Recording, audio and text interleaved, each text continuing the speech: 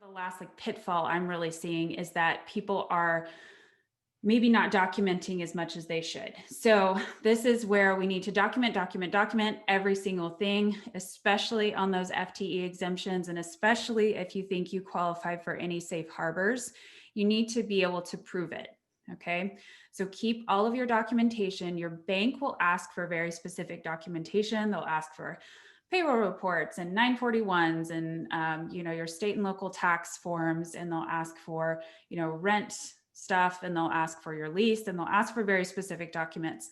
However, if you are claiming any FTE reductions, that you should be exempt from it, make sure that you keep all of that in a separate audit file, because you may not need to give it to the bank, but it doesn't mean you won't be asked for it at some point in time.